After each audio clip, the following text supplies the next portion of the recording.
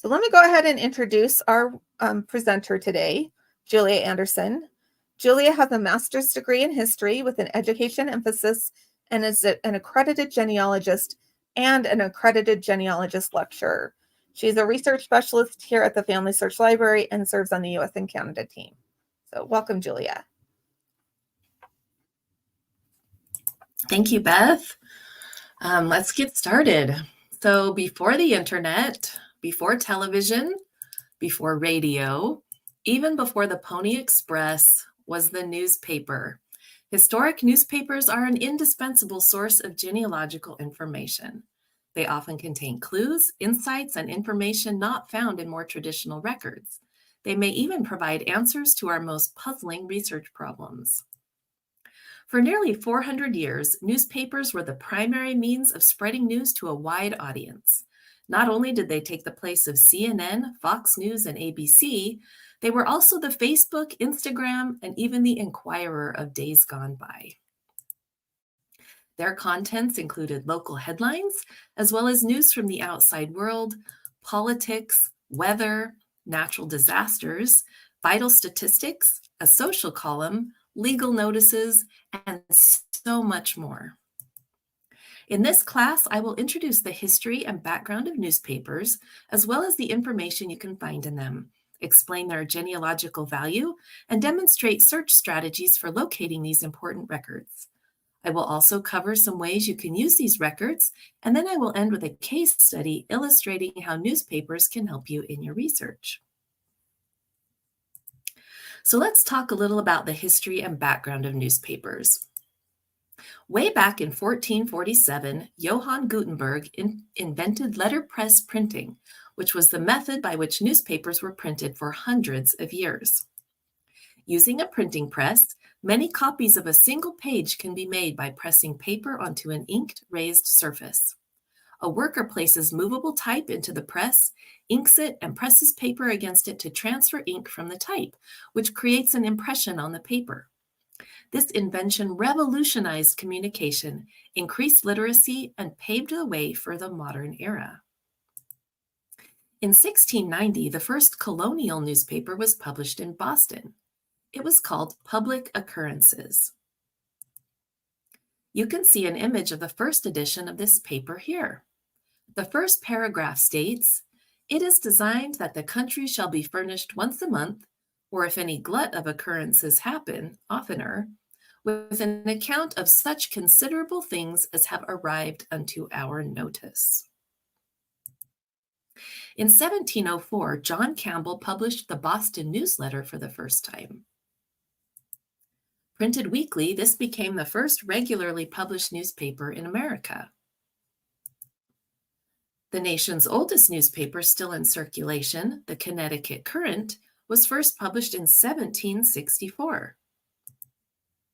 This edition states boldly, "Was it not for the press, we should be left almost entirely ignorant of all those noble sentiments which the ancients were endowed with." By the 1780s, many newspapers had begun to be published daily. Then in 1833, Benjamin Day pioneered the use of advertising to pay printing costs, reducing the price of a newspaper to 1 cent. His paper, The Sun, was published in New York for decades. In 1859, the price was still only 1 cent. During the US Civil War, the public clamored for news, greatly increasing the demand for newspapers. 3 examples of Civil War-era newspapers are the Camden Confederate, Harper's Weekly, and Brownlow's Weekly Whig. These papers were filled with news from the front lines, propaganda, stories on the home front, and advertisements. By the 1970s, a little over 100 years later, the number of newspapers published in the United States began to steadily decline. This may be because more families had televisions and watched the news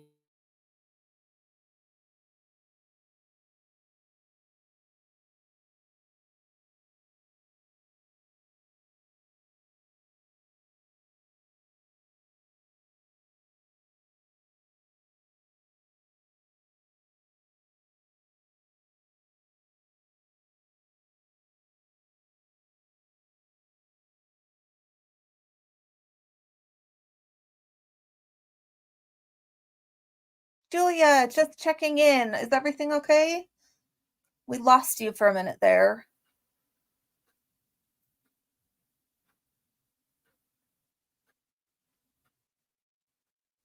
Sounds like we've all got no sound, so let's just check in and see. It's possible that Julia had some technical issues. Give us just a minute and we'll figure out what's going on.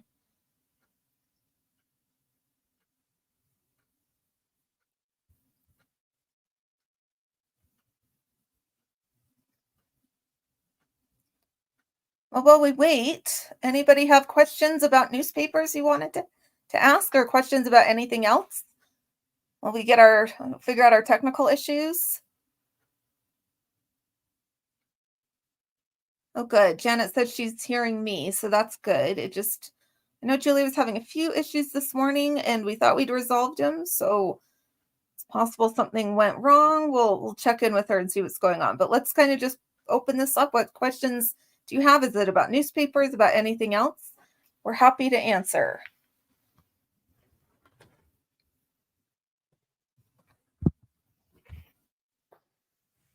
But that has a great question, which is, what is the best way to search on newspapers? Well, I know Julia's got this in her presentation, but just keep in mind that there's a lot of websites for newspapers, not just one or two, and you need to kind of be aware of all of them. Look for all the different kinds of newspaper websites. So there's some big ones I know Julia's going to introduce, but kind of keep in mind that there are some great resources. So Verity asked what newspaper websites are available at the Family Search Library. And the answer is actually we don't have a lot of newspapers. It's not kind of a record type that Family Search has sought after. So mostly you're going to use other websites for newspapers. Linda's asking about free resources for newspapers. Well, for the United States, it's true the big three newspaper sites that I know Julia will talk about: Newspaper Archive, Genealogy Bank, and newspapers.com are all subscription websites, so you can access a version of them at the Family Search Library and some of those websites that are Family Search Centers. There are some great free resources. One of the best ones is called Chronicling America. It's at chroniclingamerica.loc.gov. So it's actually hosted by the Library of Congress. So that's a good one. That's a free resource. They have quite a few newspapers.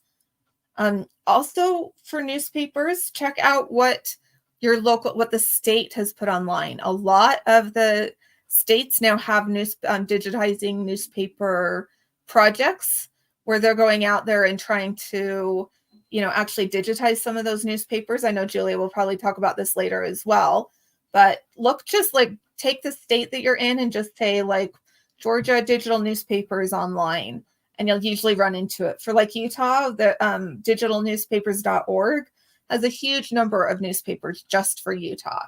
So check out what the state has put online. I've used that for California. I've used that for a number of different states. And then also remember, so Julia, sorry, looks like Julia's back, but we're going to let her take a minute and get back into her presentation. So I'll just keep answering questions. But when you're also looking for free newspapers, don't forget to just look for the town. I found a lot of towns or public libraries that started to either digitize or index their newspapers. And if they are indexing, you can usually contact them and they'll send you a copy of that newspaper article. So I'll just search for, one of them I know of is, maybe Dayton, Ohio is a city I've done some research in, and they're starting to index some of their newspapers. So I'll say Dayton, Ohio, online digital newspapers and see what you get, because there's a lot of stuff that's out there. So. All right. Can you hear me now? Yeah, we can hear you. Do you want to back up a few slides? Yes, I am going to back up. I think we got to about the second point on your timeline. So maybe start over with the timeline would be a good place to start, if that's okay. Thanks everyone for your patience. We're going to hand things back to Julia's. Yep, I saw the Connecticut Current. Okay. Does that seem about right? Does that sound good? That Okay. looks like a great place to start. Thanks for hanging on with me, everybody. I lost internet, so now I'm on a hotspot. Hopefully that will continue to work. All right, so the nation's oldest newspaper still in circulation, the Connecticut Courant, was first published in 1764. This edition states boldly, "Was it not for the press, we should be left almost entirely ignorant of all those noble sentiments which the ancients were endowed with." By the 1780s, many newspapers had begun to be published daily. Then in 1833, Benjamin Day pioneered the use of advertising to pay printing costs, reducing the price of a single newspaper to 1 cent. His paper, The Sun, was published in New York for decades. In 1859, the price was still only 1 cent. During the U.S. Civil War, the public clamored for news, greatly increasing the demand for newspapers.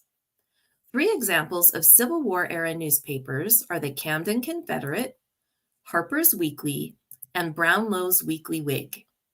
These papers were filled with news from the front lines, propaganda, stories on the home front, and advertisements.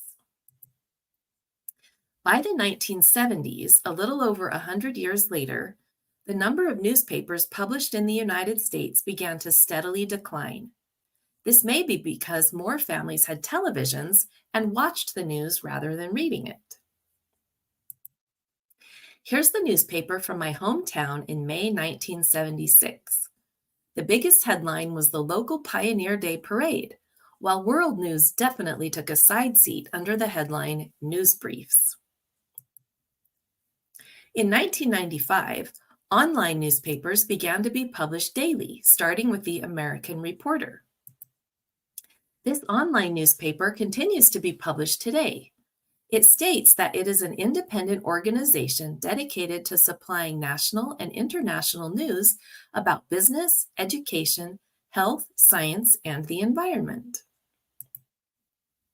Some other things to note about the history and background of American newspapers are that since 1690, the Library of Congress has cataloged over 157,000 individual newspapers published in the area that is now the United States. In 2018, there were about 1,280 daily papers published in the U.S. The New Hampshire Gazette is the longest-running U.S. newspaper and has been published since 1756. Here's the first edition of the Gazette and what the online version looks like today. Now that we've covered some of the history and background of U.S. newspapers, let's talk about their genealogical value. This is a very long list of just some of the genealogical gems you might find in newspapers. I show this to illustrate the wide variety and extent of information that you can find to assist in your family history research. Nothing is guaranteed, of course, but the possibility of using newspapers to break down your brick wall research problems makes every effort to find and read these records worthwhile. Genealogists often use newspapers as a substitute for non-existent, missing, or incomplete vital records. The information may be found in the form of a birth, marriage, death, or funeral notice. There may also be listings of birthdays, engagements, marriage licenses, weddings, anniversaries, coroner's reports, burial permits, and the like. Newspapers were often published in an area as soon as it was settled and before the government even began keeping birth, marriage, and death records. In places where the courthouse has burned, newspapers may serve as a substitute for civil records that were destroyed. Also, unlike most government records, newspaper articles are not limited to pre-printed forms. Thus, newspapers may contain details and family information not found in more structured records. They may even report marriages, deaths, or accomplishments of people who no longer live in the area, but who still have friends or family there. They could also report events in the life of local inhabitants, even when those events occurred somewhere else. Not all newspapers included birth announcements, and they were the most common in the 20th century, especially in small town newspapers. These were often listed in society columns, which may have been published weekly, bi-weekly, or monthly. This image is an example of a monthly report of births from Bisbee, Arizona, from August 1909. It was common for these birth announcements to contain scant information. You may find the names of the father, the baby's gender, and the date and place of birth. Here we see that a son was born to the wife of John Deck on April 17, 1876 in Pioche, Nevada. We would need to compare this information to that in other sources to discover the identity of the child and his mother. Marriage announcements may appear in newspapers in the form of brief notices, lists of marriage licenses, engagements, or stories about the ceremony. These could be included in both urban and rural newspapers and are great sources for marriage information. This list of marriage licenses issued in Philadelphia in February 1914 gives the names of the bride and groom and their residences. Newspapers often have death notices in the form of obituaries, lists of death, funeral notices, burial permits, and even headlines. Early death or funeral notices were usually paid announcements, so not every death that occurred would be listed in those. Here's a list of burial permits published in the St. Louis, Missouri Republic in July 1901. It gives the name of the decedent, their age, address, and cause of death. If a certain death was tragic or of a famous person, it would often make the front page. Some newspapers also printed mortality summaries for each month and year. Shown here is the Detroit City Mortality Report for the month of July 1869. It compares how many individuals were buried in each of 4 cemeteries in the area. Early obituaries were often limited to 1 or 2 lines. Those printed in the 19th century might only include the name of the deceased, the person's age or estimated age, the date of their death, the person's last residence, and any funeral arrangements. Here you can see deaths from the New Haven, Connecticut Morning Journal Courier in January 1880. The article gives the name of the decedent, his date and place of death, his age, and the time and place of his funeral. Long obituaries, like we might see today, were not common until the 20th century. They could include birth, marriage, and death dates, names of children, siblings, parents, and even grandparents, a biographical sketch, and even a photograph. The obituary snippet shown here is from Wisconsin in 1989, and the entire article is quite lengthy. It covers the life history of the deceased individual and is a valuable genealogical resource. We may think of divorce as a 20th century phenomenon, but the fact is that divorces happened much earlier than that. This case between Levi and Harriet N. Carrington from Vermont was noted in the Burlington Sentinel newspaper in July 1842. When you don't find divorce petitions in other records, the newspapers might state the names of the parties involved, grievances they had against one another, the time and place of the divorce, information about the original marriage, and the names of any surviving children or family members. Likewise, adoption notices were sometimes published in the newspaper. This one from Provo, Utah in 1902 states, Judge Booth today granted the petition of Samuel J. Taylor and Sarah C. Taylor of Lehigh for the adoption of Marvel Mariah Worley, a 4-month-old girl. The child's mother is dead, and the father, Joseph Worley, joined in the petition. In order to fill their pages with content that was interesting to the local readers, newspaper publishers often printed biographical sketches of prominent individuals in the community. Although these sketches rarely have sources attached, they can serve as wonderful clues to locating other records. It used to be great news when a passenger ship arrived at port. The newspapers would often list all of those who were on board, as well as the places from where they originated. New American citizens were also important news, and local papers often carried stories about immigrants and their backgrounds. Newspapers provide excellent historical context for your ancestors' lives. Not only can you learn what events were taking place in the location where your family lived, but you can also understand how they viewed the events at the time. This example is from 1912 when the ship Titanic sank. Newspapers often printed photographs and portraits as part of headlines, in obituaries, advertisements, biographical sketches, and historical highlights to accompany tragic stories and to illuminate social events. It can be very exciting, or maybe even a little disturbing, to find a photo or illustration of one of your ancestral family members. Advertisements can show what items were popular at a certain time, such as this universal 3-minute bread mixer and the Ocean Wave washing machine. Ads also give us an idea of what was valued by members of society, such as a full head of hair and delicious ready-to-eat mincemeat. And did you know that physicians actually endorsed this type of corset that, quote, throws out the chest, flattens the abdomen, braces the back, and rounds off the hips and bust into graceful modish lines, end quote? It certainly doesn't look natural or comfortable to me. These advertisements are all from one page of the Bucyrus, Ohio Evening Telegraph in February 1905. You may also find miscellaneous tidbits that give insight into the character and lives of your ancestors.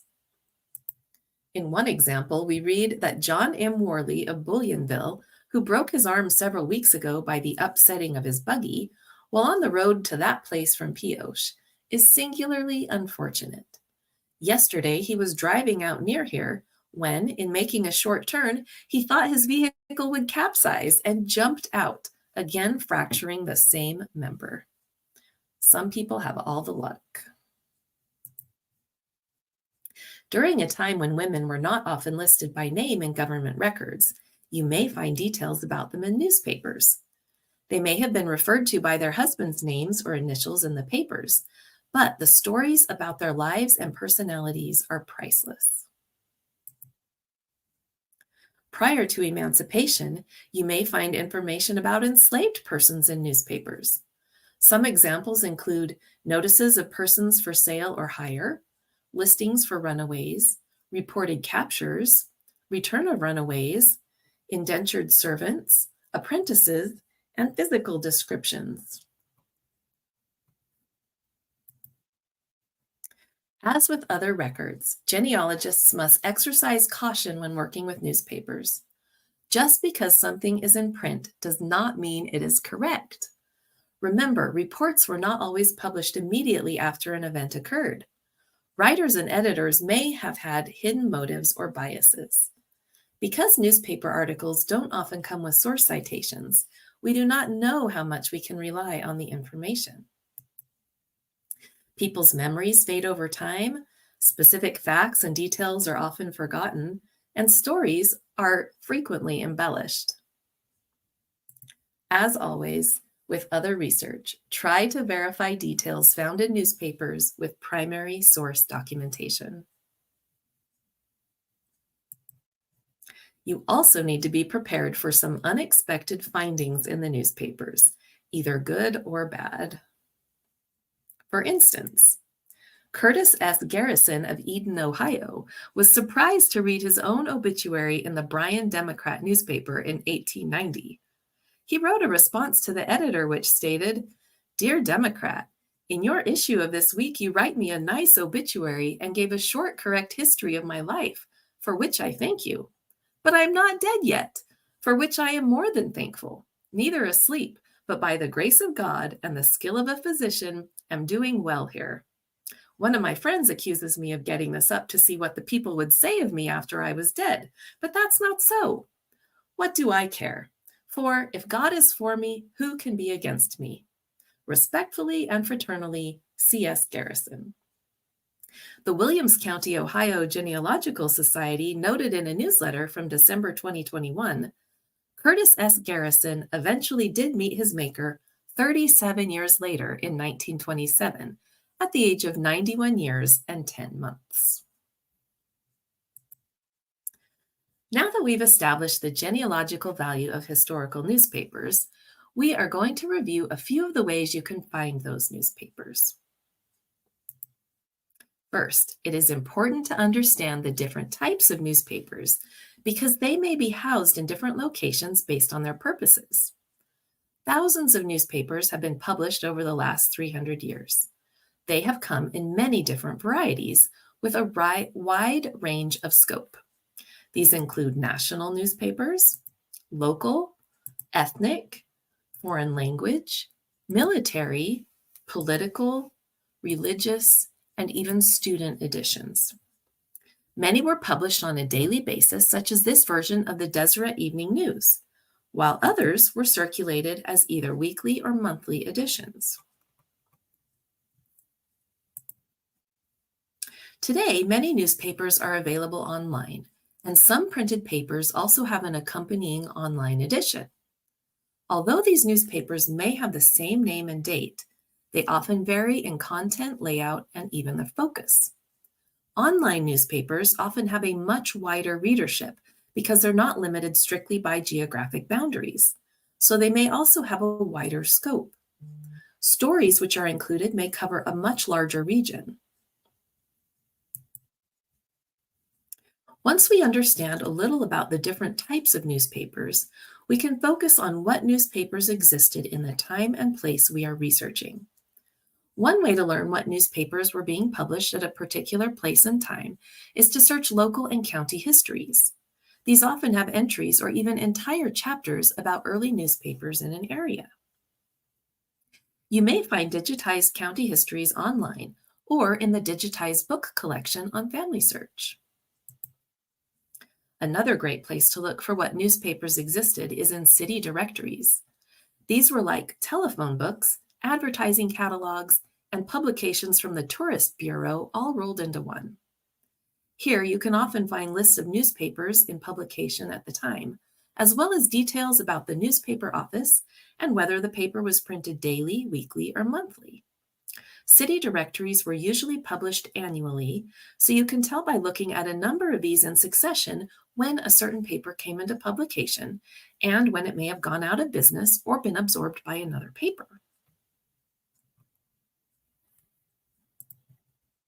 Printed references available in libraries such as the History and Bibliography of American Newspapers from 1690 to 1820 and others can also help you pin down the time frame and location for a particular publication.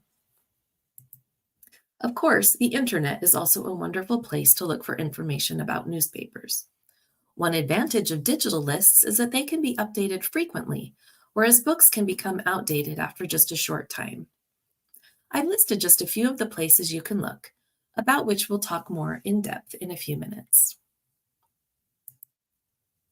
A great place to begin your online search is with the Library of Congress's website, Chronicling America. This site has images of many historical papers from around the country. If you scroll down on the main page and look in the left-hand menu bar, one of the links is to the Directory of U.S. Newspapers in American Libraries. You can see it there on the left. This directory is a searchable index of newspapers published in the United States since 1690. It can help you identify what titles exist for a specific time and place and tell you how to access them. On this page, you can search for papers by newspaper title, location, publication date, keywords, frequency, language, ethnicity, and several other important criteria. If I were looking for a German language paper published in the 1890s in the Midwest, this directory will tell me what newspapers match those criteria and what repositories hold copies of those papers today. Of course, you can also try Google and other search engines for information about newspapers in a particular era and locale. Don't forget to search physical repositories like libraries and archives for lists of newspapers, as well as genealogical and historical societies. They excel at knowing and preserving local history. Researchers typically work with three types of newspaper formats: originals, microfilm preservation copies, and digital images. While significant progress has been made in the area of digitization, many newspapers are only accessible to the public on microfilm. Most libraries and institutions also limit the use of originals when a microfilm service copy exists. If you are looking for original copies of newspapers that mention your family members, you can find these in many locations. Some are with other family members. Many people kept newspapers from the days their children were born, snipped obituaries or wedding announcements, or made scrapbooks of articles about notable events in the community. You can also check newspaper offices. Some keep back issues of newspapers as long as they have storage space. If you're looking for copies of a recent article, check there first. Often you can get them for free or for a small fee. Local libraries and archives often house physical copies of newspapers published in the area.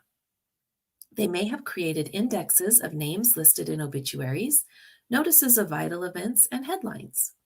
These indexes can significantly reduce your search time for a particular article or event. Genealogical and historical societies are excellent resources for original newspapers. They often lack the means to have their collections digitized, so you would likely need to visit the repositories in person to view their collections. But they could have volunteers who will look up articles for you and send the copies for a small fee. Antique shops or rare bookstores often sell vintage newspapers. However, whether you will find one that mentions your family members by name often takes a stroke or two of good luck. Online auction sites such as eBay, Webstore, eBid, and so forth are good places to find old newspapers. If you know that you want a particular date, it may be easier to get one you're interested in. It is also possible to order newspapers online for certain dates and locations. As various repositories digitize their collections or make room to store new items, one of the first things to go is their collection of old newspapers, simply because they take up so much storage space. With OCR technology, once the newspapers are digitized, they can automatically become every word searchable, which makes digitized newspapers so much more valuable for genealogists. Many newspapers have been photographed and preserved on microfilm. These are mostly housed in libraries and archives, genealogical and historical societies, and we also have a lot at the Family Search Library.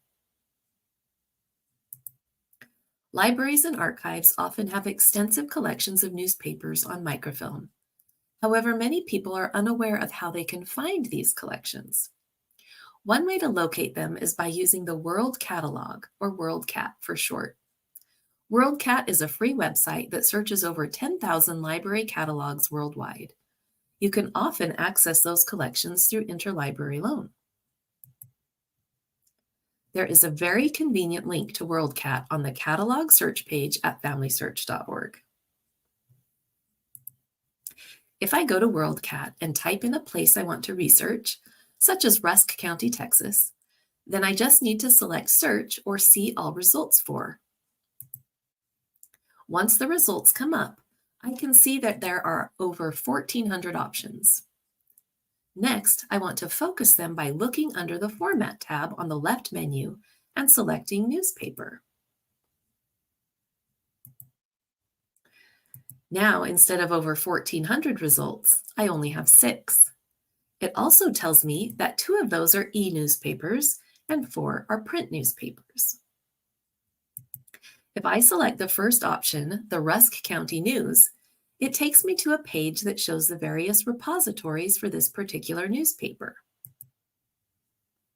Here you can see the list of various repositories that house copies of that particular paper. For each repository, you can get more library information. Here I selected the Houston Public Library. I I can click on the Borrow button to go to the library's website.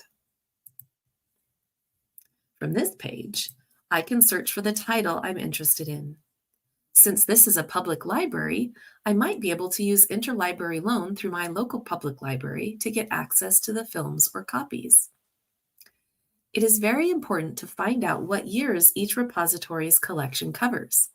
If I'm looking for editions from the 1870s, and this library only has editions from the 1980s, it will not do me much good. Another way to identify repositories for particular newspapers is to go back to the Chronicling America website. Simply search for a specific newspaper title, then select libraries that have it, and you will get a drop-down menu of specific options. Microfilm copies of newspapers are also often available at genealogical or historical societies. These are not usually digitized, and you may need to access them on site, but many societies have created indexes for the papers they have, which can be of great help in locating records about your family members. The Family Search Library is also a good place to find microfilmed copies of newspapers. These have been digitized and can be accessed through the catalog. The Family Search Library has a small collection of newspaper images on microfilm. First, search for indexes, abstracts, transcriptions, and obituaries. A keyword search in the Family Search catalog yields 16,765 results for newspaper. Once you have located your family members in these derivative sources, then search for the original newspapers for additional information. You can also search the Family Search catalog for newspapers by place, title, and subject. Now that we've talked about finding some of the more difficult to locate sources for newspapers, let's talk about digital images. This is an area that has just exploded in recent years, with the number of newspaper images available online increasing very rapidly. On top of that, optical character recognition, or OCR technology, has improved so much that the images are every word searchable with a much higher degree of accuracy than they were previously. This has greatly expanded the sources available for genealogical research. There are both free and subscription websites that contain digital newspaper images. I suggest searching both types to maximize your results. First, let's take a look at free websites that can help you in your research. Wikipedia may seem like an odd place to look for online newspapers, but a very large list of online newspaper archives is listed there. The links list to online US and worldwide newspaper archives. It includes free and pay sites, and it is updated frequently. Here you can see the entries for Alabama. The page also notes that Internet Archive has many digital images of newspapers available online for free. Another source of free online newspapers is from the U.S. Newspaper Program. It was created by the National Endowment for the Humanities and operated from 1982 until 2011. This program created inventories of historical newspapers throughout the country. Details for newspapers digitized for each state are available on the website. The link is in your handout. However, because this page has not been updated for a number of years, many of those links are broken. Most states continue to have their own digital newspaper project websites. URLs for these sites tend to change periodically, so one of the easiest ways to locate them is with a simple Google search. Speaking of Google, Google News is another site that links to free and subscription websites. It contains US and worldwide newspapers, current and archived editions, and their archives date back over 200 years. Search the Google News archive to find the old editions of newspapers. The National Endowment for the Humanities now supports the National Digital Newspaper Program in partnership with the Library of Congress. This is the basis for Chronicling America, the website I mentioned before, that provides access to information about historic newspapers and select digitized newspaper pages. Chronicling America has digitized copies of newspapers from the Revolutionary period in 1777 clear up until 1963. This includes over 3,780 separate newspaper titles, with nearly 20 million digitized pages so far, and these cover all 50 states, the District of Columbia, Puerto Rico, and the Virgin Islands. Another free website with digitized newspaper images is called Small Town Papers. It has nearly 300 newspapers from 1826 to the present from 49 states. Patrons to the website are promised free access. Another website you won't want to miss is refdesk.com. It includes newspapers from around the United States and across the world, including links to U.S. news archives. From this page, you can search papers for each state. Family Search is another great source for free digitized newspapers. It has 26 distinct newspaper and obituary collections. These contain all different types of records gleaned from newspapers. Note that just 3 of those collections here include over 70 million records. They were also recently updated, and the number in the collections continues to grow. Legacy.com is a free website for recent obituaries from over 1,200 U.S. newspapers and world newspapers from Australia, Bermuda, Canada, Ireland, New Zealand, and the UK. The search page is very simple. You can search by place and time period, name, and newspaper title. Here's an example of a recent obituary on the site for my lovely mother-in-law. Next, I'll show you some of the more prominent subscription newspaper websites. Several of these are available for free to guests at the Family Search Library. First is Newspaper Archive. This is one you can access for free at the library and Family Search centers across the country. I have found many articles here to help with my research that were not available on other sites. It is the mission of World Archive to be the world's leading provider of historical newspaper content, focusing on individual people and the events that impacted their lives. You can browse their collections by location, date and publication title, and search by name. Currently, there are over 10 billion names in the name searchable database. As with nearly all online databases, you will want to use the Advanced Search feature. The Advanced Search gives you more fields on which to search and more ways to focus your research. Newspaper Archive also has some free collections available that you can access from home. Make sure to take advantage of every opportunity to look for clues about your ancestors. The next subscription newspaper site I would like to highlight is Genealogy Bank. Recently, they have altered their focus to become the leading site for historical obituaries. Their collection contains over 13,000 newspapers in small towns and big cities in all 50 states, published from 1690 to today. 95% of their papers are exclusive to Genealogy Bank, so you can often find family history records not available on other genealogy websites. Genealogy Bank has billions of genealogy records, which include 260 million obituaries and U.S. military records from every American war. Genealogy Bank is accessible for free at the Family Search Library, but not usually at the Family Search centers. Here is what the Advanced Search looks like. Guests at the Family Search Library also have access to the institutional version of newspapers.com. This contains fewer newspapers than the private Publisher Extra version, but it is still a valuable resource.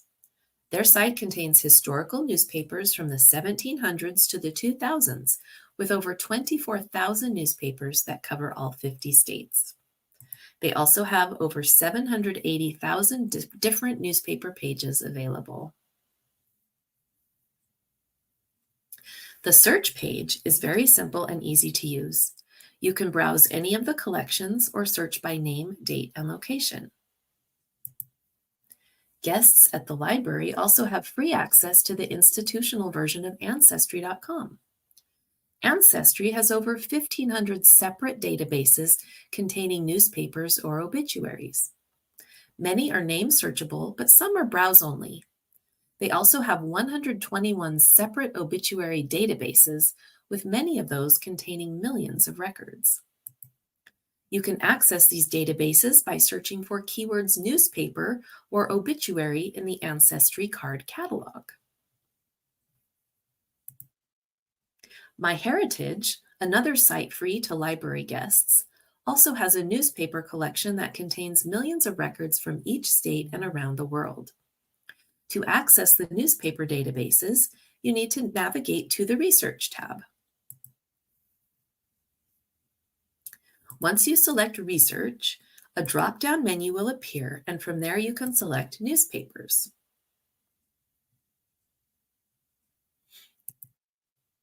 Fold3 is another online database with a newspaper collection. It can also be accessed for free at the Family Search Library. It has over 2.1 million records in 24 separate newspaper collections that are OCR searchable.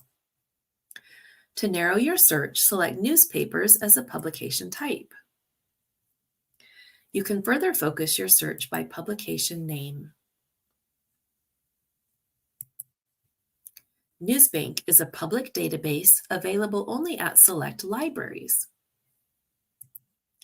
According to their website, researchers in libraries around the world can easily explore tens of millions of current and archived news articles and obituaries in order to pinpoint information from primary sources at the local, state, regional, national, and international levels. One of the collections available on Newsbank is the Local Historical Newspaper Archives. These archives provide a searchable digital edition of local history and are unique to each location. Newsbank has millions of articles in thousands of different titles with worldwide coverage from early times to the present. Check your local public or university library for access. Redex is a division of Newsbank and is also available in public and university libraries. One collection on Redex is called America's Historical Newspapers. As part of America's Historical Newspapers, Redex has the Early American Newspapers series, beginning in 1690, with over 1,500 titles for all 50 states. They also have 20th Century American Newspaper Series 1 through 3. In addition to that, they have the Early American Newspaper Series 1 from 1690 to 1876. The last subscription site I want to mention today is Obits Archive. They have over 53 million current obituaries from over 3,500 U.S. newspapers and are striving to be the largest and most comprehensive collection of newspaper obituaries and death notices in the United States. You can search the index for free, but each article costs $2.95 and no photos are included. You can also subscribe for a fee. Now that we have covered many places you can look for original, microfilmed, and digitized newspaper collections, let's talk about ways you can find the specific records you are looking for. Don't discount the usefulness of published books. They may have indexes or transcriptions of newspapers that have not yet been digitized and are difficult to search. Old-fashioned card files can also help you locate records. Many of these have been microfilmed, so even if you're not on site, you can still find information. Even with these great resources, online searching is likely where you're going to want to start. Many transcriptions of newspaper articles have been published, and because they're typically indexed, they may make it easier for you to find details about your family members. Once you find a transcription, you should always try to locate the original. When you are searching online databases, search engines can really vary. It is a good idea to try various keyword combinations like death, died, obituary, buried, and so forth. If you know something about a particular event or connected individual, search for keywords about those too. Every change you make in your search can bring up a plethora of different records. Search by surname only. Sometimes your ancestor may have been listed as Mr. Jones, and adding in the first name will only confuse the search engine. This way, you may also find relatives living in the same area. You can also look for the spouse's name and family members. Try Mrs. Troy Robertson or mother of Sarah Ross. Try searching for individuals and combinations of individuals. Also try initials, such as C.L. Watson instead of Charles Lloyd Watson. It was very common for men to be listed only by their initials with their last name. Also, don't be thrown off track if sometimes they're referred to with different initials. They may have had 2 middle names, several nicknames, or there may have even been errors in the paper. Another search strategy is to browse.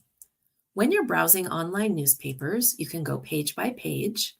You can search for a specific place with a range of dates. And you can search specific sections of the paper, such as the gossip column, the society column, and birth and death notices.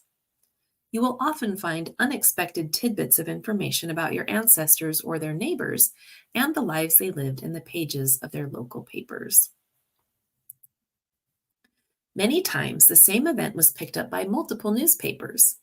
Details can differ from publication to publication. Sometimes one paper would truncate a story to save space. Other times, a paper might embellish a story to take up more room. The first time a story was published might be the most accurate version, but not always. It's important to corroborate the stories in newspapers with other evidence. For example, each of these funeral notices was for the same individual. They were published by 3 different newspapers over 3 different days. You can see they are different lengths and they contain different information.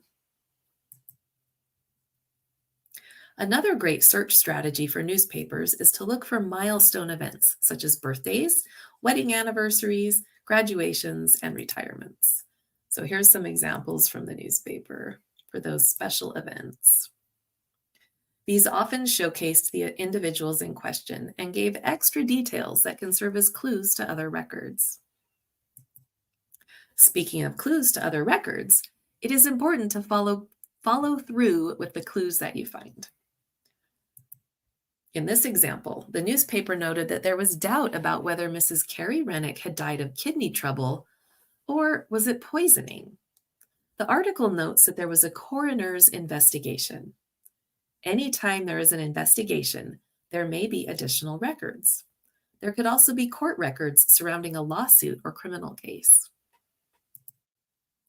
If you knew that your ancestor or one of his family members died in an accident or was a prominent individual, look for stories on the front page around the time of the event. Search local papers and also those of surrounding areas, including the closest big cities. Other search strategies that can be especially helpful are to use creative spelling. Some newspapers were less careful than others. Search for family members.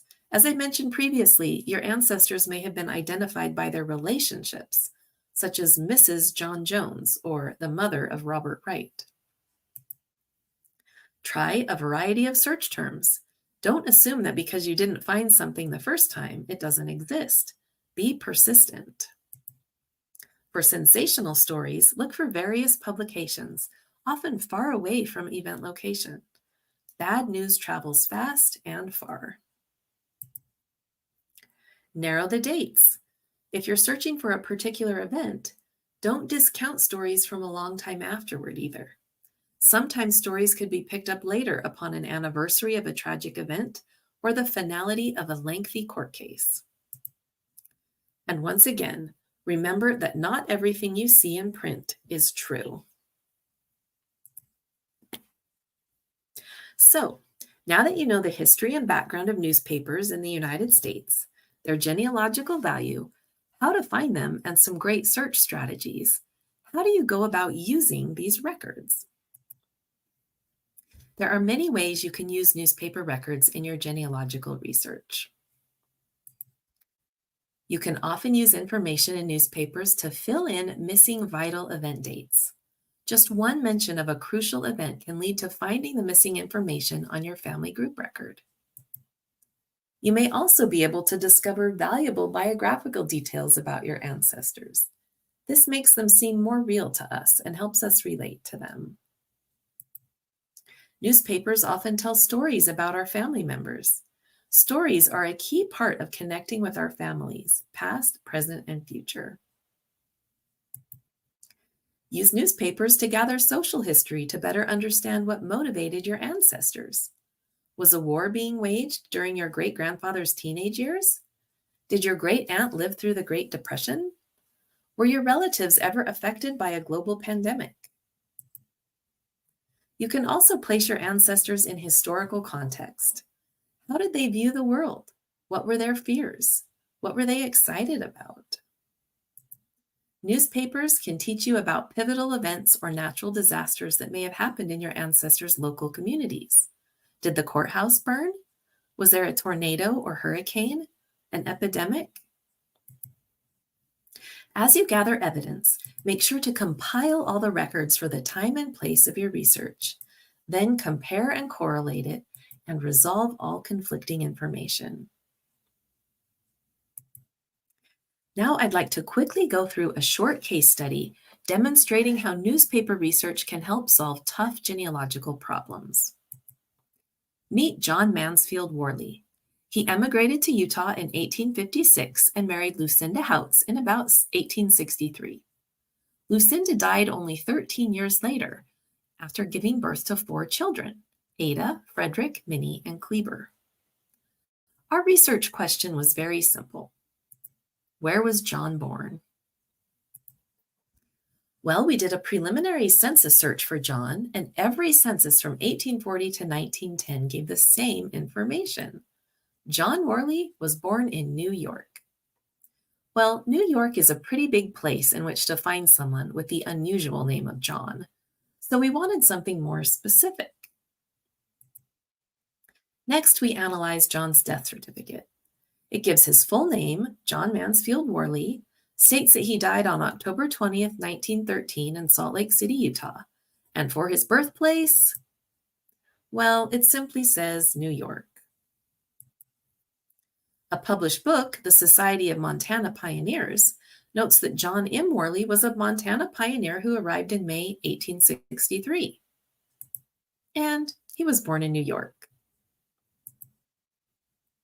Burial records for the Salt Lake City Cemetery on microfilm at the Family Search Library show that John M. Worley died on October 20th, 1913, and he was born in blank.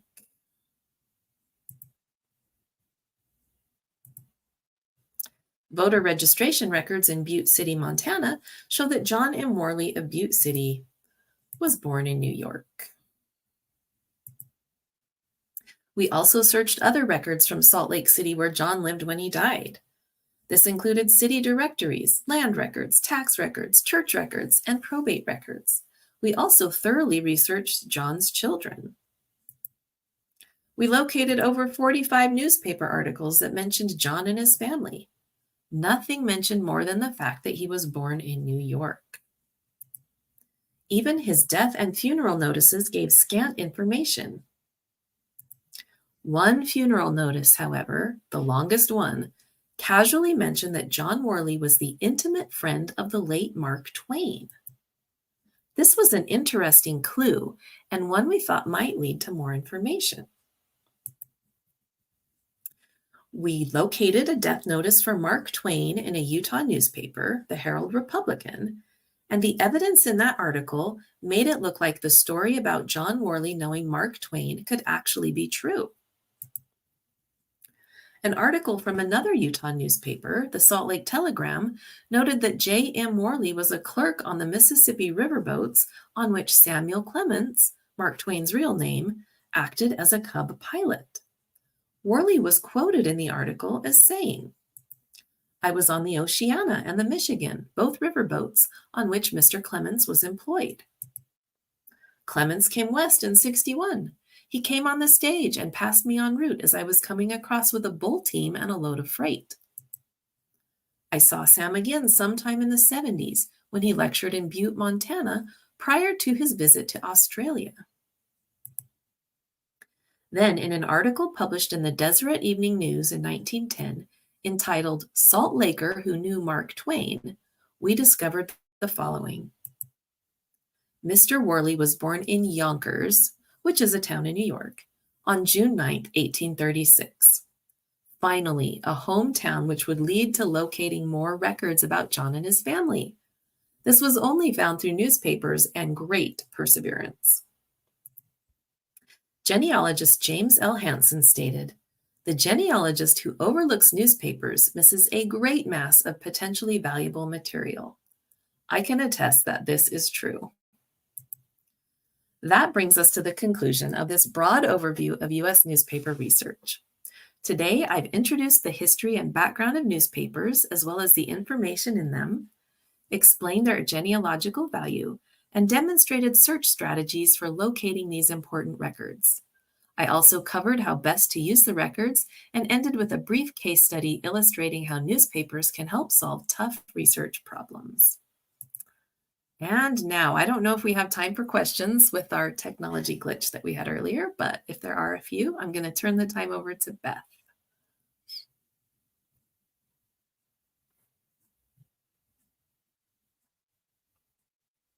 That was a wonderful presentation, Julia. Thank you so much. Do we have any questions? Go ahead and put your questions into the comments and we'll ask what we have time for. We're a little bit over time, but we'll take just a few minutes for one or two questions. We'd also love to get your feedback on today's presentation. So we're going to put a link to a survey in the chat or in the comment section. So if you've got a minute and want to give us some feedback, we appreciate it.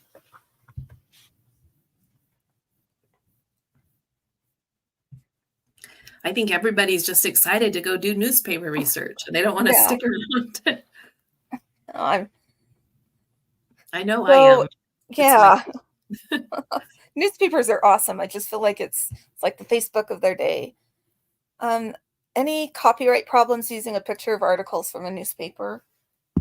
So yes, a lot of times the images can be copyrighted by the entity that has published them online. If you are looking at original newspapers and they're very old, then you shouldn't have any problems with copyright. But copyright law is pretty complicated, and before you publish something that you've gotten from a newspaper, it's probably a good idea to figure out exactly what the law is and what it covers for the specific date you're interested in, and also where you got the image. I'm not a lawyer, so I can't give you specific advice, but a lot of times things that we find, if we're just going to use them for personal use and education, they're covered under the fair use laws. But if you're going to publish something in a magazine or for monetary purposes, then you really have to be very careful. Great suggestions. Nancy said, at Family Search Libraries, I've used newspapers.com, and it doesn't seem the same as a subscription. Is that correct? That is true. The institution version of newspapers.com does not have as many records available as the publisher extra that you can subscribe to at home.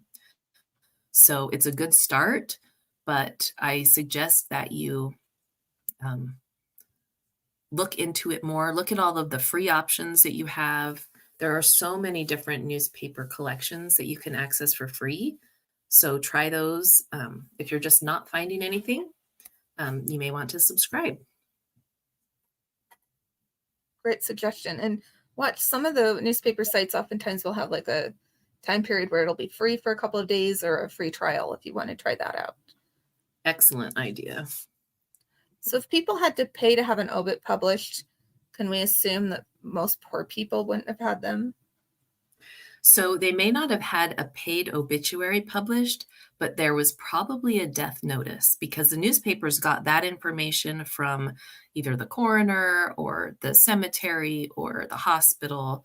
And so there might be a death notice in the paper rather than an obituary, but it would still give you the name of the person and when they died, and you could figure out where they died from where the newspaper was published. So you're not going to get that long biographical sketch or anything, but you will get important information. Wonderful. Since we're already over time, we're going to go ahead and wrap up. Thank you so much for joining us for today's webinar.